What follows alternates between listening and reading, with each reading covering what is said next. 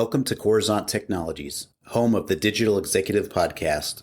Welcome to the Digital Executive. Today's guest is Jahanzaib Ansari. Jahanzaib Ansari is the co-founder and CEO of Knockri. Jahanzaib served as a key advisory member to the World Economic Forum's Global Council on Equity and Inclusion. He contributed his expertise on ethically built AI for selection and assessment to several reports, including Diversity, Equity, and Inclusion 4.0 Toolkit and Global Social Mobility Index 2020, Why Economies Benefit from Fixing Inequality. Jahanzaib's company, Knockri, was founded because of the discrimination he faced in the hiring process. His company is an AI-powered behavioral video assessment tool that diminishes systematic bias at scale and ensures the hiring of a more diverse workforce. Well, good afternoon, Jahanzaib. Welcome to the show. Thank you so much for having me, Brian. Really excited to be on here. Absolutely. This is exciting. And again, get to speak to a neighbor from the north. You're from Toronto, Ontario, Canada, and that's awesome. I've done podcasts all around the world, about 34 countries now, and it's always an honor to meet someone new, but also someone that's international. So thanks again. And Jahanzaib, we're going to jump right into these questions so we can get your story out. You've got quite the career in technology as a leader, an entrepreneur, and now you're the co-founder and CEO at Knockri. Could you share with our audience the secret to your career growth and what inspires you? Yeah, so I think, when you take a look at the way I got into Knockri, it's been a little bit different from the traditional path. The way we got started is, I was applying to jobs a couple of years ago and I wouldn't hear back from a lot of employers. I mean, as you know, I have a long ethnic name, which is Jahanzaib. And I keep on being looked over. And one of my co-founders, Maz, is like, why don't you just anglicize it? And we went from Jason, Jordan, Jacob, and literally in 4 to 6 weeks, I got a job. And so with that experience, we felt like there's so many people that are probably very qualified, but are being overlooked, because of bias in the hiring process. And that's when I came together with my third co-founder, who's a machine learning scientist. And also we came together with an industrial organizational psychologist to create Knockri, which is essentially an AI-powered behavioral video assessment that is helping organizations reduce bias and increase gender and racial diversity in the workforce, but without tokenism. And so what really inspires me is making sure that each and every single person has a fair shot and we're making a difference. So what I mean about tokenism is that we're not just helping organizations fill diversity quotas. We're just making sure that each and every single person has a fair shot at applying to a job. I think that's awesome. And, there is bias, whether you look at it in everything we do in our life. And that's, humans are imperfect, right? So we got to ensure that it's a level playing field for everybody. And I appreciate what you're doing at Knockri. So thanks again. And let's talk about the pandemic a little bit. We know that it's starting to lift and it's varying by country and geographical region, but what are your plans for business growth going forward now? And will it be any different than during the lockdown? Yeah, I mean, I think running a technology company, we didn't necessarily suffer from the pandemic. As you can imagine, we're an online tool. Hiring did slow down a little bit. However, what is really exciting, for us to see is how the candidate sort of volume has jumped up so much, because a lot of organizations are just having to screen so many people at the moment. They've been mass resignations as well. And I think what sort of excites me is just the ability to like provide all of these companies with a great solution.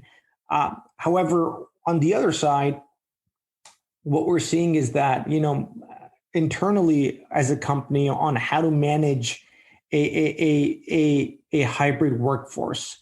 And that is like something we're still figuring out, because obviously like we had an office and we were extremely like used to being in an office, like with the sales and marketing team and the tech team as well. And now being a fully like distributed remote team is something that is not that easy in terms of like making sure that all employees are happy and they're satisfied with the employer. And so really like having sort of monthly events and checking in like a lot more in terms of like their mental health and how they're doing has become a top priority for us. Thank you for sharing. And I think that's important, as we navigate through this and another possible lockdown. It is important that we're engaging with staff and their mental and physical well-being. So thank you for sharing. And Jahanzaib, I want to talk a little bit about technology here. We're a technology publication. You're obviously leveraging some new and emerging technologies within your tech stack. Is there anything you might be able to share with us today?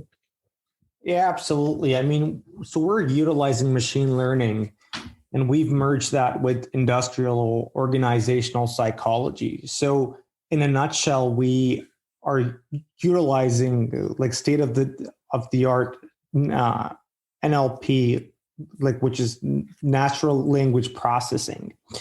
And on top of that, what we're doing is we are not like training any of our data on like historical sort of performance. And so like why this is like important in technology and in machine learning is the fact that a lot of AI companies get scrutinized on having bias in their technology. And the way to really, like reduce the amount of bias is to train the algorithms with the most objective type of data.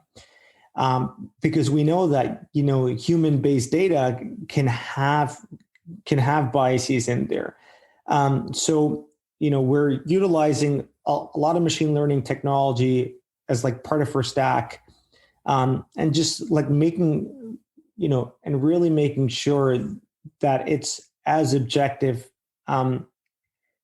as we can possibly be when training the models. Great. No, I think you're right. And, at the end of the day, humans are building these machines, right? So we've got to do a better job of doing our best to ensure that we're being ethical and removing bias. So I appreciate you sharing and the technology that you're leveraging, which is amazing. And so, Jahanzaib, we're going to talk here. Last question. Could you share something from your career experience that would be helpful for those looking to grow their career in tech or entrepreneurship? Absolutely. So I think one of the major data points that I see, I mean, this could be with entrepreneurship or with entrepreneurship, is a lot of folks succeed, because of how like resilient they are and essentially how motivated they are to succeed. And so this is obviously, like something that has been ingrained in me because, I dropped out of university a very long time ago. And I think just the sheer determination of wanting to like succeed, I would say like made me into like a continuous learner. And that's like the second thing I would say is that if you're extremely determined and at that same time you're willing to just learn and adapt, very quickly.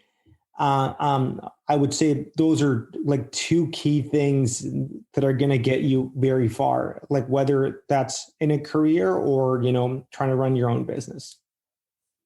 I love that. And you're absolutely right. There's, you have a very similar story to many of the guests on this show. And that's their determination, their curiosity, their passion. They found their purpose, regardless of their background, regardless of their education. They found something that really resonated with them. And again, finding something that you truly love makes all the difference. So I appreciate you sharing that.